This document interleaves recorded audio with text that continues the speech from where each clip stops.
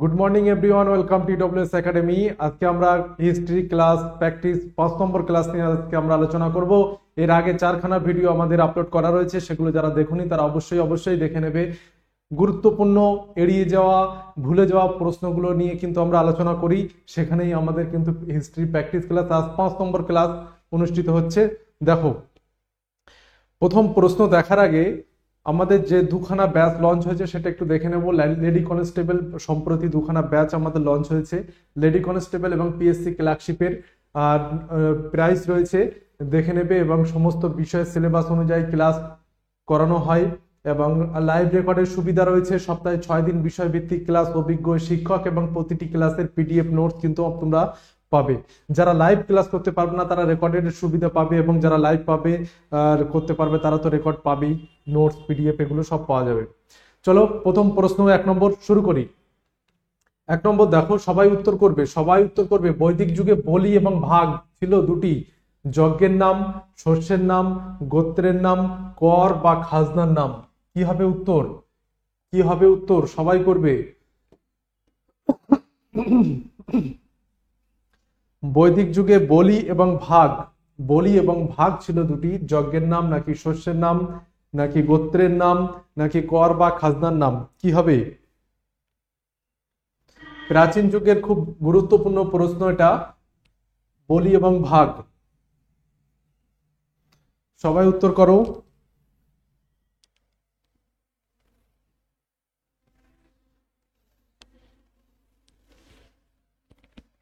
দেখো উত্তর কি হবে, কর বা খাজনার নাম হচ্ছে উত্তর।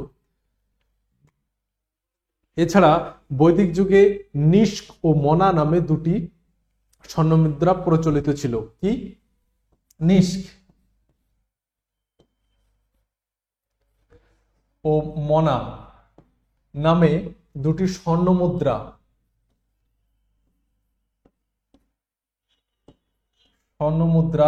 প্রচলিত ছিল। লেখার সাথে একটু কম্প্রোমাইজ করে নেবে, কারণ এই ধরনের প্ল্যাটফর্মে আমি এই ডিজিটাল বোর্ডে লেখার ক্ষেত্রে প্রথম রয়েছি, সেজন্য একটু দেখে নেবে। তাহলে বৈদিক যুগে বলি এবং ভাগ ছিল কর বা খাজনার নাম, এবং নিষ্ক ও মনা স্বর্ণ মুদ্রার নাম ছিল। 2 নম্বর দেখো, বৈদিক যুগে উপনয়নের অধিকার কাদের ছিল? বৈদিক যুগে উপনয়নের অধিকার কাদের ছিল?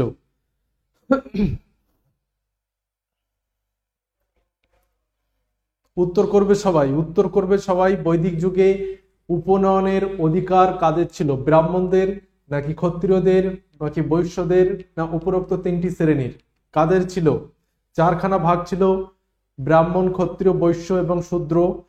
কাদের উপনয়নের অধিকার, অর্থাৎ শিক্ষা গ্রহণের অধিকারের যে প্রারম্ভিক অনুষ্ঠান তাকে উপনয়ন বলা হয় বৈদিক যুগে, তাই সেই অধিকার কাদের ছিল?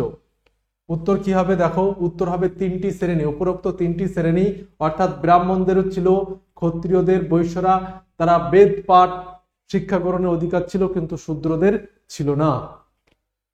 3 নম্বর প্রশ্ন দেখো, হরপ্পা সভ্যতাকে যে সভ্যতার উত্তরসূরি বলা হয়? হরপ্পা সভ্যতাকে কোন সভ্যতার উত্তরসূরি বলা হয়? খুবই গুরুত্বপূর্ণ প্রশ্ন।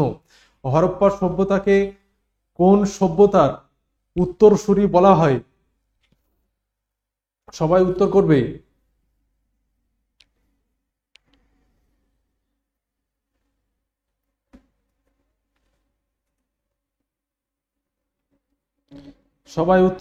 হরপ্পা সভ্যতাকে কোন সভ্যতার উত্তরসূরি বলা হয়? উত্তর কি হবে? উত্তর মেহেরগড় সভ্যতা। মেহেরগড় সভ্যতার উত্তরসূরি হচ্ছে হরপ্পা সভ্যতাকে বলা হয়। 4 নম্বর দেখো, মানুষের আবিষ্কৃত প্রথম ধাতুটি কি? লোহা, অ্যালুমিনিয়াম, দস্তা, নাকি তামা? সবাই উত্তর করো। মানুষের আবিষ্কৃত প্রথম ধাতু লোহা, অ্যালুমিনিয়াম, দস্তা, তামা, কোনটি হবে?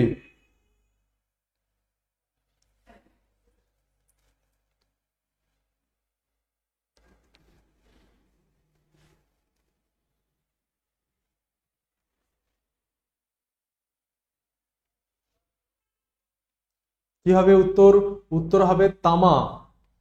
মানুষের আবিষ্কৃত প্রথম ধাতুটি হচ্ছে তামা। এছাড়া লোহার ব্যবহার শুরু হয়েছিল আনুমানিক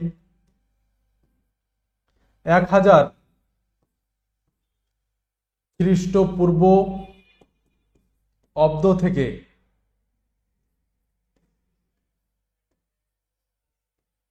খ্রিস্টপূর্ব 1000 খ্রিস্টপূর্ব অব্দ থেকে লোহার ব্যবহার শুরু হয়, তবে অর্থাৎ 700 খ্রিস্টপূর্ব অব্দ থেকে সব জায়গায় ব্যাপকভাবে শুরু হয়। মানুষের আবিষ্কৃত প্রথম ধাতু হচ্ছে তামা। 5 নম্বরটা দেখো, সিন্ধু সভ্যতার প্রাচীন বন্দর কোনটি ছিল? সিন্ধু সভ্যতার প্রাচীন বন্দর কোনটি ছিল?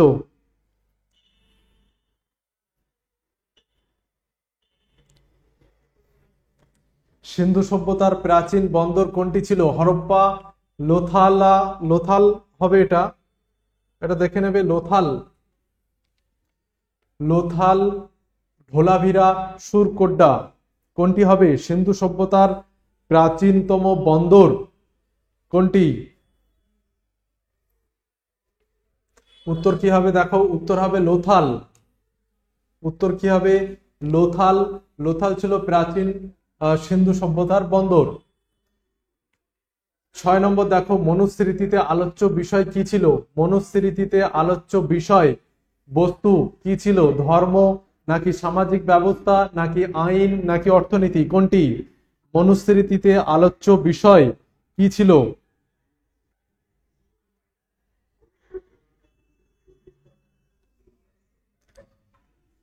মনুস্মৃতিতে আলোচ্য বিষয় কি ছিল? সবাই উত্তর করো। দেখো, উত্তর হবে আইন। মনুস্মৃতিতে যে আলোচ্য বিষয়বস্তু ছিল সেটা হচ্ছে আইন। 7 নম্বর দেখো, হর্ষবর্ধনকে সকল উত্তর পত্নাত রূপে উল্লেখ করা হয়েছে কোথায়? হর্ষবর্ধনকে সকল উত্তর পত্নাত রূপে বর্ণনা করা হয়েছে কোথায়? বর্ণনা করা হয়েছে কুমারপাল চরিতে, গঞ্জাম লিপিতে, আইহোল প্রশস্তিতে নাকি নাসিক প্রশস্তিতে? উত্তর কি হবে?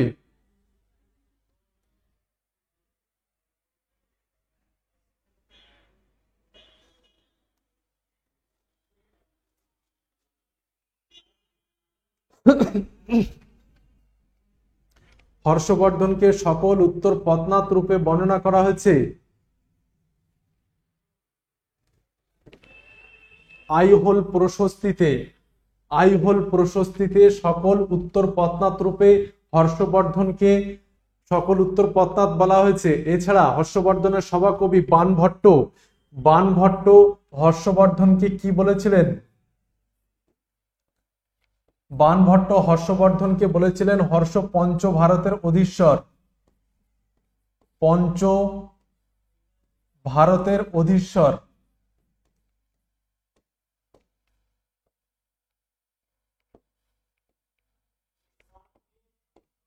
পঞ্চ ভারতের অধীশ্বর হর্ষবর্ধনের সভাকবি বাণভট্ট বলেছিলেন হর্ষ পঞ্চ ভারতের অধীশ্বর। 8 নম্বর দেখো, কোন বংশের রাজারা ভারতে প্রথম স্বর্ণ মুদ্রা প্রচলন করে? খুবই গুরুত্বপূর্ণ প্রশ্ন। কোন বংশের রাজারা ভারতে প্রথম স্বর্ণ মুদ্রার প্রচলন করে? প্রথম স্বর্ণ মুদ্রার প্রচলন করে কোন বংশের রাজা?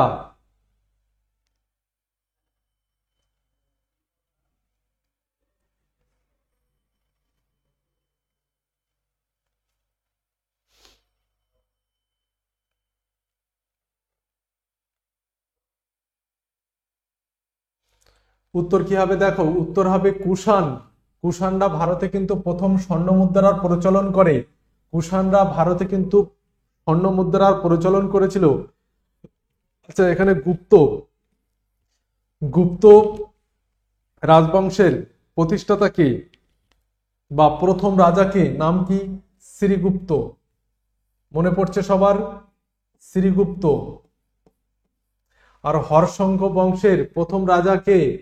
বিম্বিসার। মনে পড়ছে সবার? বিম্বিসার, হর্ষঙ্ক বংশ, গুপ্ত বংশের শ্রীগুপ্ত। এবং কুষাণরা ভারতে প্রথম স্বর্ণমুদ্রা প্রচলন করে। 9 নম্বরটা দেখো, গায়ত্রী মন্ত্র রচিত হয়েছে কোন বেদে? গায়ত্রী মন্ত্র, গায়ত্রী মন্ত্র রচিত হয়েছে কোন বেদে?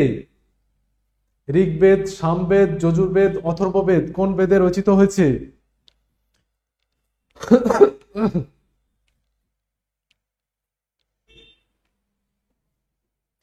গায়ত্রী মন্ত্র রচিত হয়েছে কোন বেদে?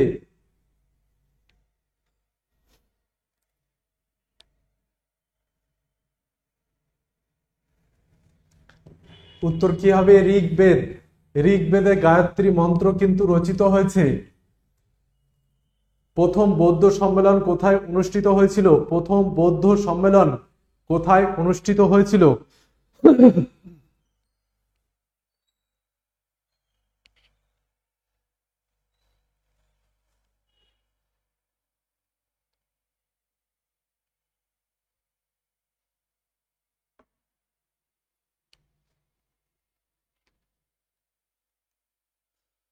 উত্তর কি হবে? দেখো, উত্তর হবে রাজগৃহে। রাজগৃহে প্রথম বৌদ্ধ সম্মেলন অনুষ্ঠিত হয়েছিল। বৈশালীতে দ্বিতীয় বৌদ্ধ সম্মেলন অনুষ্ঠিত হয় বৈশালীতে। কার উদ্যোগে? কালাশোক, কালাশোক রাজের উদ্যোগে। এবং পাটলিপুত্র তৃতীয় বৌদ্ধ সম্মেলন অনুষ্ঠিত হয় কার উদ্যোগে? সম্রাট অশোকের উদ্যোগে।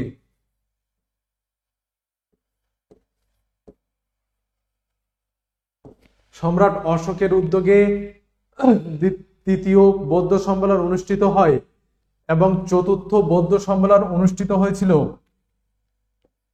চতুর্থ কোথায়? কাশ্মীরে।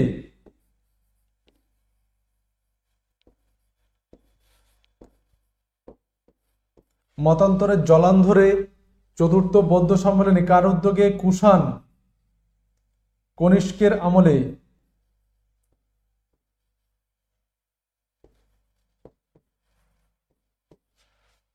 তাহলে প্রথম বৌদ্ধ সম্মেলন অনুষ্ঠিত হয় রাজগৃহে, বৈশালী দ্বিতীয়, পাটলিপুত্র তৃতীয় এবং কাশ্মীরের চতুর্থ বৌদ্ধ সম্মেলন অনুষ্ঠিত হয় কনিষ্ক রাজের আমলে। 11 নম্বরটা দেখো, গৌতম বুদ্ধ ঈশ্বর রূপে পূজিত হতে শুরু করেন কার সময় থেকে? গৌতম বুদ্ধ ঈশ্বর রূপে পূজিত হতে শুরু করেন কার উদ্যোগে বা কার সময় থেকে?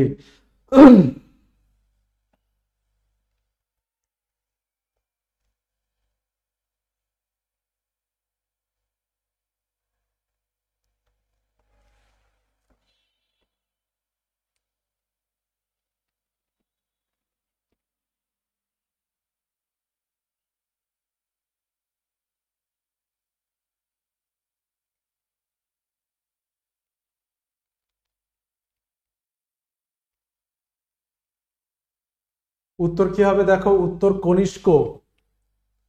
কনিষ্ক সময় থেকে গৌতম বুদ্ধ ঈশ্বর রূপে পূজিত হতে শুরু করেন। 12 নম্বর দেখার আগে দেখো, আমাদের নতুন batch foundation WBP KP foundation batch রয়েছে, এসএসসি জিডি ফাউন্ডেশন ব্যাচ রয়েছে, উদ্যম ব্যাচ রয়েছে, প্র্যাকটিস ডব্লিউবিপি প্র্যাকটিস ব্যাচ রয়েছে।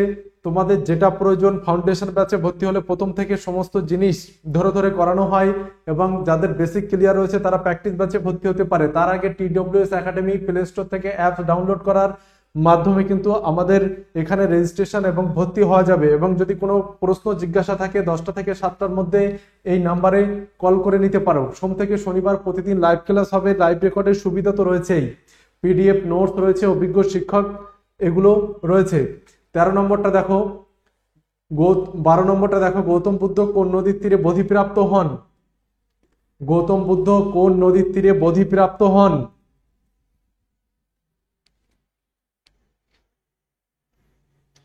গৌতম বুদ্ধ কোন নদীর তীরে বোধিপ্রাপ্ত হন? সবাই উত্তর করবে।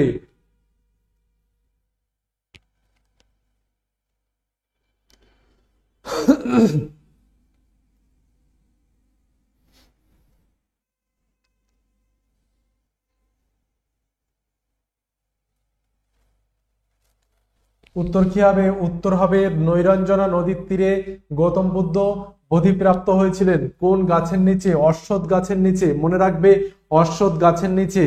এবং যে স্থানে তিনি বোধিপ্রাপ্ত হন তার নাম হয়েছিল বোধগয়া। বোধগয়া।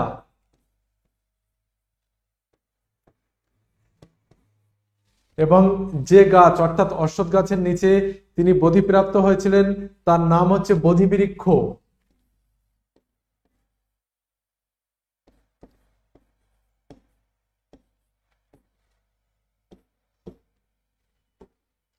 বোধিবৃক্ষ। মনে রাখবে গৌতম বুদ্ধ কোন নদীর তীরে বোধিপ্রাপ্ত হন? নৈরঞ্জনা। এবং যে স্থানে তিনি বোধিপ্রাপ্ত হয়েছিলেন তার নাম হয় বোধগয়া, এবং যে গাছের নিচে তিনি বোধিপ্রাপ্ত হয়েছিলেন তার নাম হয় বোধিবৃক্ষ। 13 নম্বরটা দেখো, হুনদের সাথে যুদ্ধে নিহত হন কোন রাজ? হুনদের সাথে যুদ্ধে নিহত হয়েছিলেন কোন গুপ্ত সম্রাট?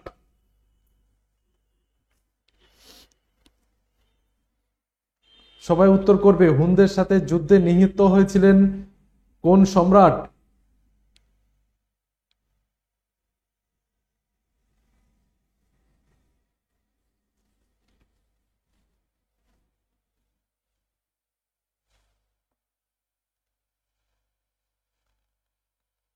দেখো উত্তর কি হবে? প্রথম কুমারগুপ্ত।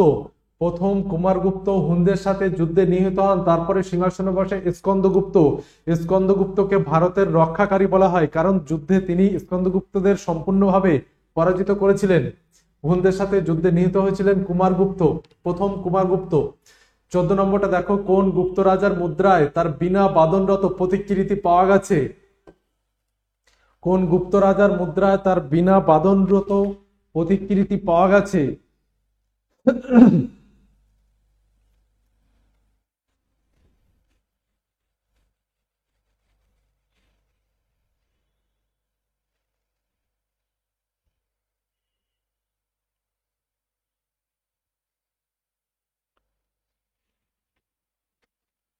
দেখো উত্তর কি হবে? উত্তর হবে সমুদ্রগুপ্ত। সমুদ্রগুপ্ত তার মুদ্রায় বিনা বাদনরত তার প্রতিকৃতি এটা পাওয়া গেছে।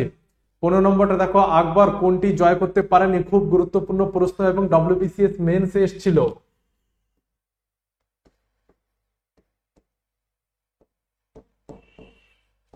ডব্লিউবিসিএস মেন্সের প্রশ্ন কিন্তু এটা। আকবর কোনটি জয় করতে পারেনি?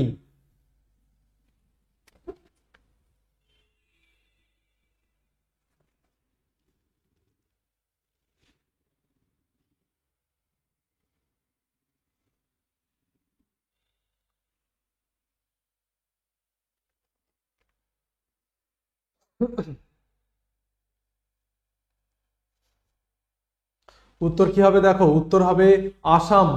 আসাম তিনি জয় করতে পারেনি, বাদবাকি তিনি জয় করেছিলেন। এবং আকবর, দেখো আকবর দ্বীন ইলাহি প্রবর্তন করেছিলেন। নতুন ধর্মমত দ্বীন ইলাহি 1582 খ্রিস্টাব্দে। এবং যে নতুন রাজস্ব ব্যবস্থা টোডরমল রাজস্ব ব্যবস্থা,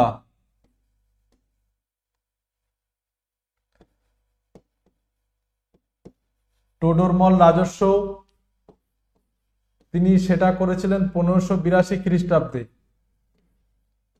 এই দুটো সাল একসাথে মনে রাখবে, দ্বীন ইলাহি 1582, টোডরমল রাজস্ব ব্যবস্থা 1582 আকবরের সময়। 16 নম্বরটা দেখো, কার রাজত্বকালে রামচরিত মানস রচিত হয়? কার রাজত্বকালে রামচরিত মানস রচিত হয়?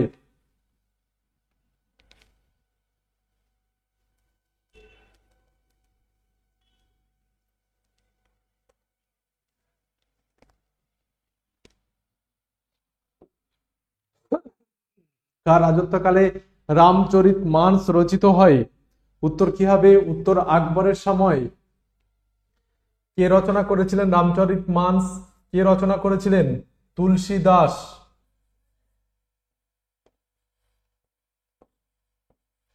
তুলসীদাস রচনা করেছিলেন।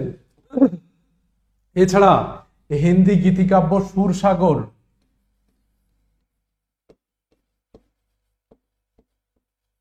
সুরসাগর এর স্রষ্টা ছিলেন সুরদাস।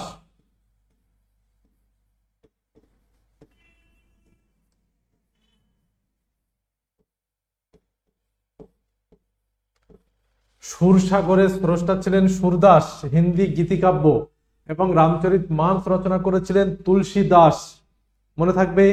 17 নম্বরটা দেখো, রঞ্জিত সিংকে নেপোলিয়নের ক্ষুদ্র সংস্করণ কে বলেছেন?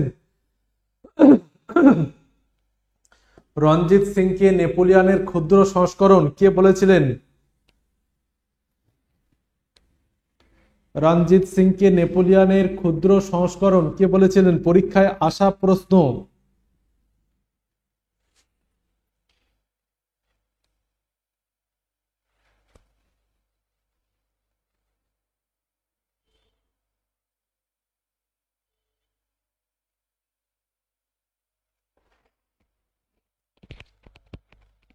উত্তর কি হবে? ভিক্টর জ্যাকিমো। ভিক্টর জ্যাকিমো তাকে নেপোলিয়নের ক্ষুদ্র সংস্করণ বলেছিলেন, ভিক্টর জ্যাকিমো। এবং রঞ্জিত সিংকে রাজা উপাধি দিয়েছিলেন। রাজা উপাধি কে দিয়েছিলেন? রাজা উপাধি দিয়েছিলেন আফগানিস্তানের অধিপতি জামান শাহ রাজা উপাধি দিয়েছিলেন।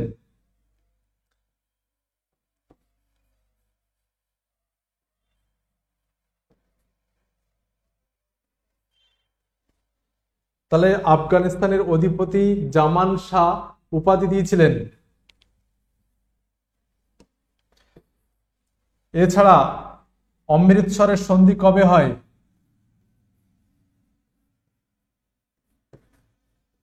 অমৃতসরের সন্ধি কবে হয়, কেউ কি বলতে পারবে? অমৃতসরের সন্ধি কবে হয়? উত্তর কি হবে? দেখো, উত্তর হবে 1809 খ্রিস্টাব্দে। 1809 খ্রিস্টাব্দে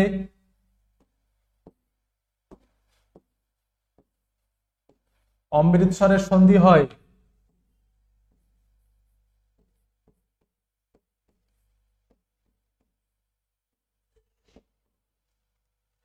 এছাড়া 1838 খ্রিস্টাব্দে ইংরেজ শাহ সুজা রঞ্জিত সিং এর মধ্যে ত্রিশক্তি মিত্রতা চুক্তি হয়েছিল আফগানিস্তানের সিংহাসনের বিবাদের সুযোগে। সেটা ত্রিশক্তি মিত্রতা চুক্তি। এবং পরের বছর 1839 খ্রিস্টাব্দে রঞ্জিত সিং মারা যায়। তাহলে রঞ্জিত সিংকে নেপোলিয়নের ক্ষুদ্র সংস্করণ বলেছেন ভিক্টর জ্যাকিমো। রাজা উপাধি দিয়েছিলেন জামান শাহ। 1809 খ্রিস্টাব্দে অমৃতসরের সন্ধি হয়। 1838 খ্রিস্টাব্দে ত্রিশক্তি মৈত্রতা চুক্তি হয়। 18 নম্বর দেখো, আজাদ হিন্দ ফৌজের দায়িত্ব নেতাজির হাতে অর্পণ কে করেছিলেন? আজাদ হিন্দ ফৌজের দায়িত্ব নেতাজির হাতে অর্পণ করেছিলেন, কে করেছিলেন?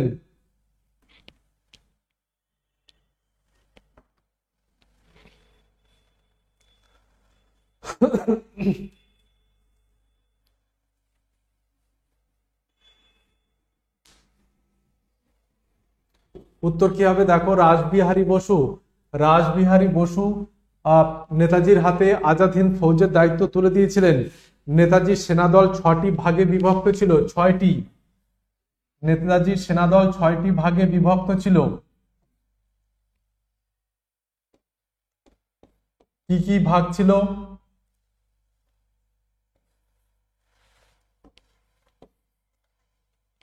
এক নম্বর দেখো, গান্ধী ব্রিগেড।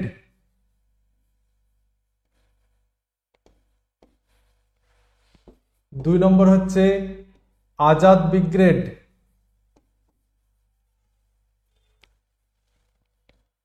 তিন নম্বর নেহেরু ব্রিগেড। 4 নম্বর বাল সেনাদল।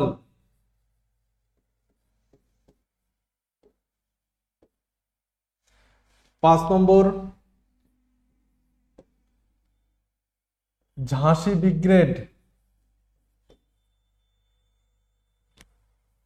6 নম্বর অনিচ্ছা সত্ত্বেও সুভাষচন্দ্র বসু সুভাষ ব্রিগেড।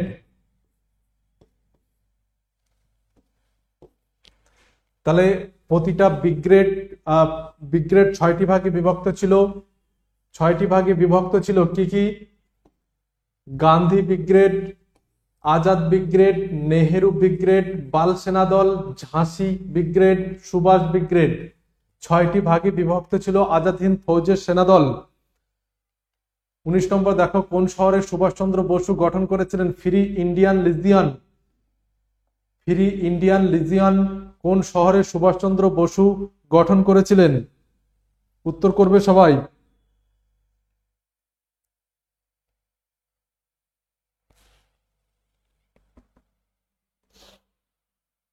দেখো উত্তর কি হবে, উত্তর হবে বার্লিনে।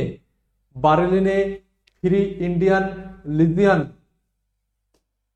গঠন করেছিলেন। 20 নম্বর দেখো ভারতের ভাইসরয়, প্রথম ভাইসরয় কে ছিলেন? খুবই সহজ প্রশ্ন, কয়েকবার আসা প্রশ্ন, জানো সবাই, সবাই উত্তর করবে। ভারতের প্রথম ভাইসরয় কে ছিলেন?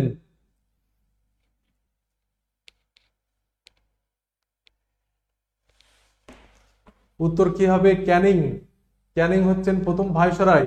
21 নম্বর দেখো ভারতের সর্বাধিক বৃদ্ধ মানুষ বলা হতো কাকে? ভারতের সর্বাধিক বৃদ্ধ মানুষ কাকে বলা হতো? উত্তর করো সবাই।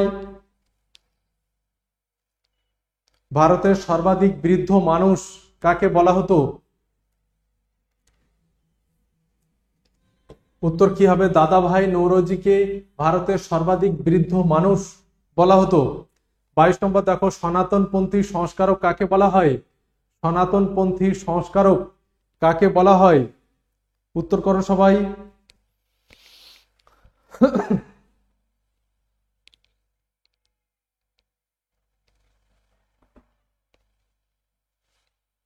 সনাতনপন্থী সংস্কারক কাকে বলা হয়? দেখো উত্তর কি হবে? উত্তর হবে বিদ্যাসাগরকে। বিদ্যাসাগরকে বলা হয় সনাতনপন্থী সংস্কারক। 23 নম্বর দেখো আগামী 50 বছর ভারতীয়দের একমাত্র উপাস্য দেবতা হোক ভারত মাতা কে বলেছিলেন? আগামী 50 বছর ভারতীয়দের একমাত্র উপাস্য দেবতা হোক ভারত মাতা কে বলেছিলেন? উত্তর করবে সবাই।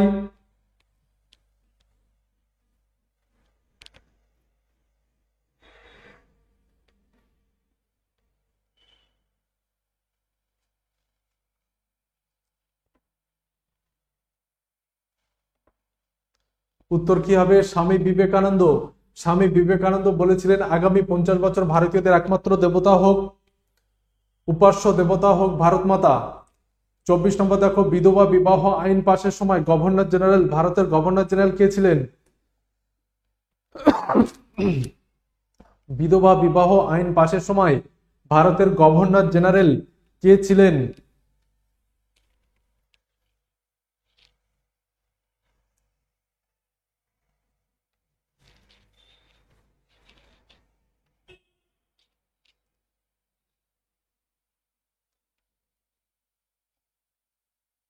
উত্তর করো সবাই।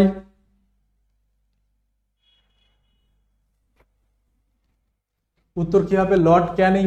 লর্ড ক্যানিং বিধবা বিবাহ আইন পাশের সময় ভারতের গভর্নর জেনারেল ছিলেন লর্ড ক্যানিং। 25 নম্বর দেখো ভারতবর্ষকে ক্ষমতা হস্তান্তরের জন্য 1946 খ্রিস্টাব্দে ব্রেক ডাউন প্ল্যান প্রস্তাব কে করেছিলেন? ভারতবর্ষকে ক্ষমতা হস্তান্তরের জন্য ব্রেক ডাউন প্রস্তাব কে করেছিলেন?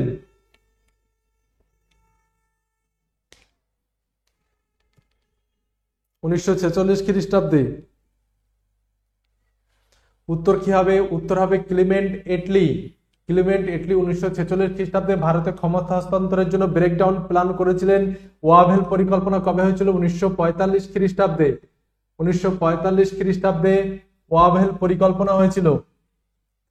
26 নম্বর দেখো সিল্ক লেটার কনস্পিরেসি বা রেশমি রুমাল ষড়যন্ত্র মামলা কবে হয়? খুবই গুরুত্বপূর্ণ প্রশ্ন। সিল্ক লেটার কনস্পিরেসি বা রেশমি রুমাল ষড়যন্ত্র মামলা কবে হয়েছিল? সবাই উত্তর করবে। সিল্ক লেটার কনস্পিরেসি বা রেশমি রুমাল ষড়যন্ত্র মামলা। উত্তর কি হবে? উত্তর 1916 খ্রিস্টাব্দে। 1916 খ্রিস্টাব্দে সিল্ক লেটার কনস্পিরেসি অর্থাৎ রেশমি রুমাল ষড়যন্ত্র মামলা, বার্তা পাঠানোর ক্ষেত্রে এই রেশমি রুমাল ষড়যন্ত্র মামলা খুবই গুরুত্বপূর্ণ। 27 নম্বর দেখো ইন্ডিয়ান সোসিওলজিস্ট নামে ইংল্যান্ডে মাসিক পত্রিকা প্রকাশ করতেন কে করতেন? ইন্ডিয়ান সোসিওলজিস্ট নামে ইংল্যান্ডে মাসিক পত্রিকা প্রকাশ করতেন কে? উত্তর করবে সবাই।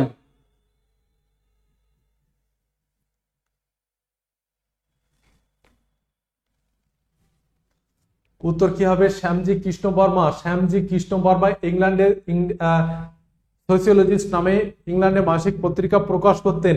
28 নম্বর দেখো, স্বামী দয়ানন্দের আদি নাম কি ছিল? স্বামী দয়ানন্দের আদি নাম কি ছিল, বা বাল্য নাম কি ছিল, বা গার্হস্থ আশ্রমের নাম কি ছিল?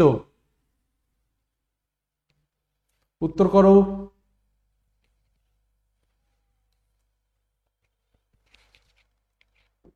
উত্তর কি হবে? শঙ্কর। শঙ্কর আদি নাম। আর বীর্যানন্দ গুরু ছিলেন, বীর্যানন্দের শিষ্য স্বামী দয়ানন্দ, অর্থাৎ বীর্যানন্দ স্বামী দয়ানন্দের গুরু ছিলেন। 29 নম্বর দেখো, দেশীয় ভাষা সংবাদপত্র আইন কবে হয়? দেশীয় ভাষা সংবাদপত্র আইন, দেশীয় ভাষা সংবাদপত্র আইন কবে হয়?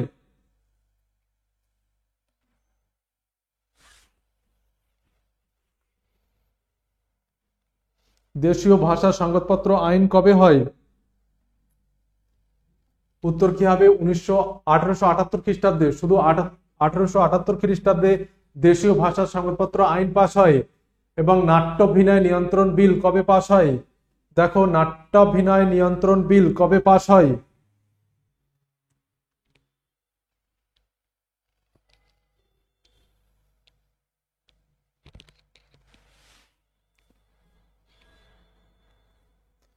উত্তর কি হবে? 1876 খ্রিস্টাব্দে নাট্যাভিনয় নিয়ন্ত্রণ বিল পাশ হয়েছিল।